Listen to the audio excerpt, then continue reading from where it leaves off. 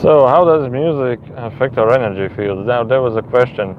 Uh, Somebody told in the previous comment that when he listens to a specific type of the music, it helps him to open the crown chakra. And what are the relationships between music and energy fields?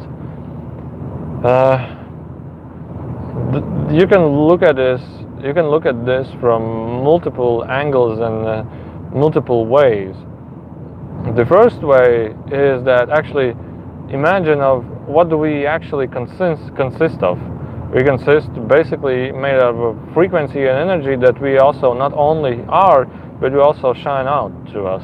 It's like microwaves, like small sound waves, and etc., etc., and even light. We like shine out all these things. The next thing is that not only we shine out, but we also perceive energy, and we see and hear and smell. Also, we perceive all the energy around. And not only that, we also consist of more or less energetical centers, which basically are located, that everybody already knows, the chakras around.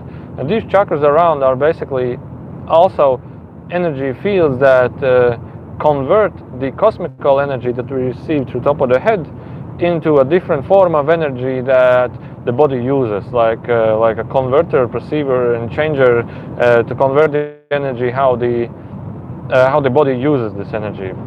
Well, solar plexus activity, projection energy, smile and joyfulness, and also this distinct the eating process, the muscle movement, you would say as well.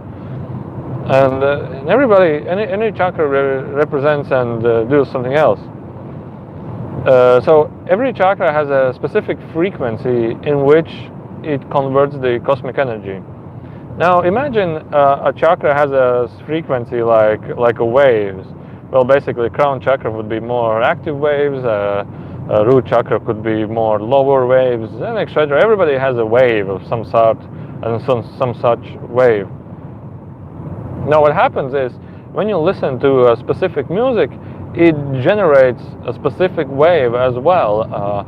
And there are these tone musics that are being created that can activate your chakras, like the pineal glands and chakras and everything. And there are also illnesses that specific tones can actually cure, like bacteria, split some cells and everything. There is a huge science to frequency as such, and basically it has to be a huge science to frequency, because we are all made of frequency, and we all consist of frequency, and we all are frequencies as such, from smallest point to largest points in any scales, in any format. I can tell you this: we are made out of frequency, and all world is made out of frequency. Whether it interprets to us as a radio wave frequency, whether it interprets us as a sound frequency, whether it interprets us as an energetical frequency, it all is energetical frequency. Now, even atoms rotate around each other, or protons, whatever. That rotation also creates a frequency. So the rotation part itself is a frequency. How fast and what amplitude and whatever, and etc. So when you listen to a specific meditation music, and you can just divide this music into simple things.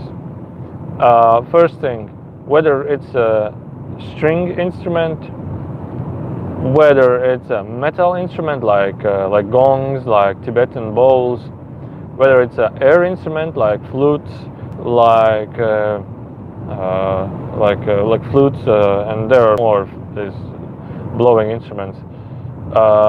Then there are drums, like hitting instruments like drums, and all these drums are made of a specific material, like from animals or from plastics, and that material itself consists of a frequency as well. And when you hit that drum or Tibetan bowl, it not only creates that frequency of its consisting material, but also in the vibration of the intensity, how it resonates.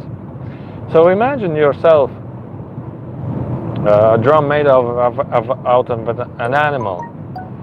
When you hit it, basically your body is also made of this. The phone is heated up. Your body as well is also made out of this frequency, of this material. So the drum hitting will not only do you hear it, but will also start to resonate your own cells, because they are in the same weight, they are in nearly the same weight, nearly the same material. So therefore everything that is in the same material resonates with everything that is in the same material as well. And so and hitting something, or blowing something, or playing some kind of, or listening to the music actually does a strong energetical manipulations to your energetical body, amplifies one energy, reduces the second energy, and etc, etc, etc. So whatever those people who meditate, whatever those people who do meditation, they can sense and feel this much more, that there are songs or music instruments that really give to them the energy or the frequency they need. And for example, whenever you have this energy and frequency that you need, and you already have it, let's say, amplified, then what happens is that your already expanded energy field gets even more expanded. And then what you happen, the music for you or the songs for you can also put you in a deep meditative state, or a deep channeling state, or in a deep whatever the state may be, in which or from which you can perceive and receive information in any ways, or activate your chi, or calm down your let's say nerves, or calm down your feelings, or drums like accelerate your energy, give you more anger, give you more strength. I mean, like war drums and stuff like that. And it's not only about drums, or it's not only about music. It's also related to what we eat. It also impacts our energy fields really, really strongly. I don't even want to meditate without music. Yes, sure. I'm just reading the questions. Yes, and it's like a boomerang that my understanding is reflecting back to in dreams. Yes, sure. Imagine yourself, and I want to tell you another thing, is that when Enrico comes in channeling, he's like, he does these sounds. And when he does these sounds, it's not only the sound itself, but he somehow uses the tongue to lift this frequency, to not go outside of the mouth, but up to the head. And he's like, and he does it in many, many tones. And then when he does, he hits the teeth. It's like small vibration between the teeth, that you can feel that the teeth themselves are also resonating. And whatever he does, it creates a specific resonance.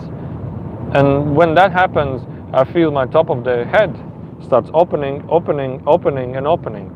And when he comes into the body, into the channeling state, he's then something like this, something like, and what I feel is that when he comes in the body, he lowers the energy.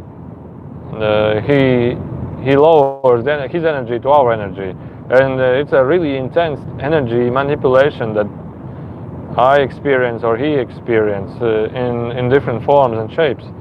So I don't know anything about it, but in the beginning I started to do channeling, I become more aware of that those sounds, or those moves, or those things, whatever he's doing with the body, are in a way some kind of a radio or channeling frequency adjustments that help to do the channeling itself. So yeah, so that's what I've been experiencing, also related to frequencies. Okay, how can I channel? How do I bring the deep understanding forward Can you please explain what do you mean by deep understanding forward? Or do you need to give them permissions? Okay, now please, Danica Darley from USA, please write in the comment, what do you mean by the deep understanding? How can I bring the deep understanding forward? So, and another thing, so do I need to give them permissions to come through? The permissions, them to come through or you to come through now, before I answer this question, you have to understand that channeling happens in many ways. Let's not talk about channeling, let's talk about receiving information happens in many ways. Now the channeling and throwing the entity through the body is different, and I think it's most difficult thing of them all. I think it's the most difficult thing, but it's also possible. I think the most easiest way is when you sit down in meditation, relax, enter the state, open your crown chakra, make your head blurry, dizzy. That will be the indicator that something is opening up for you. And then when you start receiving images, then you can ask your friend next to you to, okay, we can now talk about the topic. We can now talk about the questions that you started to ask. And then all you do is you try to interpret the information or visions that you see. As well as it's not about you need to give them permissions to come to you. Is that it's not about them to come to you. It's about more like yourself, that you allow this to happen. It's like this free will law that they were talking in the first channelings, is that nobody and no one will actually come to you. Even if they wanted to, nobody will come to you until you have the awareness of it, how it works and what it is. Let's say just awareness that there are different beings and that everything is possible in this field like this. But also you need to allow that, okay, allow myself this to happen. You need to have this wish, or you need to have this allowance to yourself. You need to create, like I would say, you need to update your firewall that you yourself allow those others to come, not you allow somebody specific to come. And it's more about being aware of such a thing.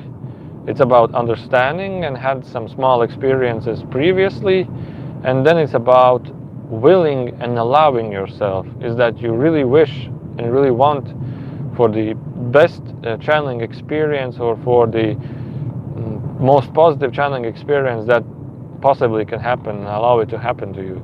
Because I think many channelers as well, they come to experiences that were not, let's say, pleasurable or positive to them. They would remember them, oh yeah, I had this strange or disgusting experience myself. Yeah, I had it, I know that. And I just told that I don't want to have a, let's say, an unwilling experience. And this is not something like something negative coming through or something like this. No, it's like there are things that you don't want to hear. There are things that you don't want to see. There are things that you don't want to feel. And maybe myself, I want to feel like, let's say, highly energizing and joyful beings.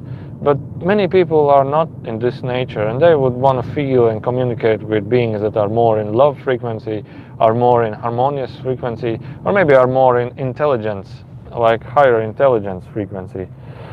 So this is the short question, long answer, and I'm actually really sorry that I really expand to these questions, but there's like, I feel the thing which I want to tell, but the thing to explain it or tell it how I feel, it takes a little bit more words than just answering it short. So wait. Okay, give them permission. So the wisdom I receive, how do I make it useful for others? Okay, so about channeling. Okay, let's do it like this. I will stop this video and then I will make another video about channeling. So I will keep in mind. The question is, do I need to give them permissions? Okay, this is what I answered. How I send through the wisdom. Okay, so yeah, so I will just split into multiple videos, wait.